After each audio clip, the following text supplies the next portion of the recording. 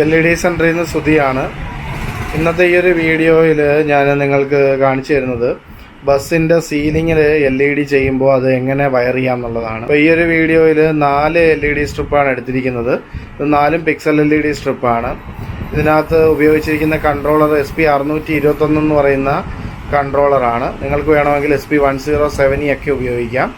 അപ്പോൾ ഈ ഒരു സ്ട്രിപ്പ് ഞാൻ വർക്ക് ചെയ്യിച്ചിരിക്കുന്നത് ഒരു പിക്സൽ LED ഡാറ്റ ആംപ്ലിഫയർ ഉപയോഗിച്ചിട്ടാണ്.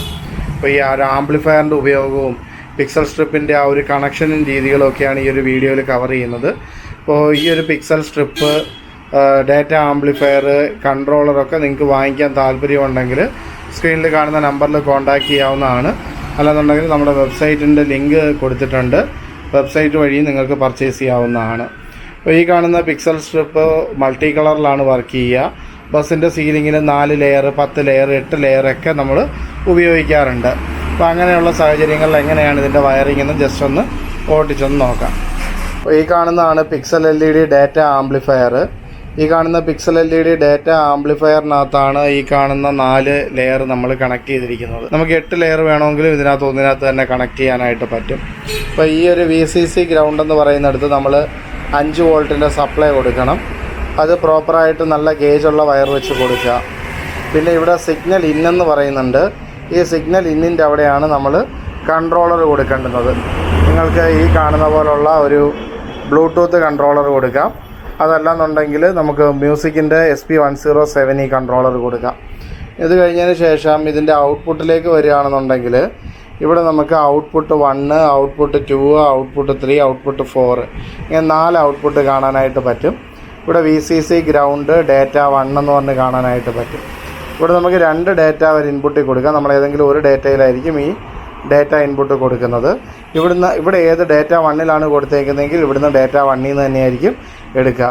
അതല്ലാന്നുണ്ടെങ്കിൽ ഡാറ്റ 1ഉം 2ഉം കൂടെ നമുക്ക് ഒരുമിച്ച് ഷോർട്ട് ചെയ്ത് കഴിഞ്ഞാൽ ഇവിടെ നമുക്ക് ഈ 2 പോയിൻ്റ് ഇങ്ങനെ ഞാൻ LED സ്ട്രിപ്പിൻ്റെ ഡാറ്റകൾ 1, 2, 3, 4 ഇങ്ങനെയാണ് കൊടുത്തിട്ടുള്ളത്. ഇങ്ങനെ കൊടുക്കുമ്പോൾ എന്താ ഗുണമെന്ന് വെച്ച് കഴിഞ്ഞാൽ ഈ 4 സ്ട്രിപ്പിനകത്തും ഫ്ലിക്കറിങ് ഒന്നും ഇല്ലാതെ തന്നെ നല്ല സ്റ്റഡി ആയിട്ട് ഈ ലൈറ്റ് വർക്ക് ചെയ്യുന്നതാണ് നമുക്ക് കാണാൻ പറ്റുന്നത്. അപ്പോൾ ഇതുപോലുള്ള ഒന്നിലധികം ഡാറ്റ ആംപ്ലിഫയർ വേണമെങ്കിൽ നമുക്ക് ജോയിൻ ചെയ്യാം. അത് ജോയിൻ ചെയ്യണമെന്നുണ്ടെങ്കിൽ ഇവിടുന്ന് സിഗ്നൽ ഔട്ടുണ്ട്. ഈ സിഗ്നൽ ഔട്ട് എടുത്തിട്ട് അടുത്ത ഡാറ്റ ആംപ്ലിഫയറിൽ കൊടുക്കാൻ പറ്റും. ഈ ഒരു രീതിയിലാണ് അത് ചെയ്യുന്നത്. അപ്പോൾ ഈ ഒരു ഡാറ്റ ആംപ്ലിഫയർ പവർ ചെയ്യാൻ വേണ്ടിയിട്ട് നമ്മൾ 5 വോൾട്ടിൻ്റെ SMPS ആണ് ഉപയോഗിച്ചിരിക്കുന്നത്. ഈ ഒരു SMPSൽ നിന്ന് പവർ വന്നിട്ട് ഡാറ്റ ആംപ്ലിഫയർ കയറുന്നുണ്ട്. ഡാറ്റ ആംപ്ലിഫയറിൽ നിന്ന് സിഗ്നൽ ഓരോ LED സ്ട്രിപ്പിലോട്ടും പോകുന്നുണ്ട്.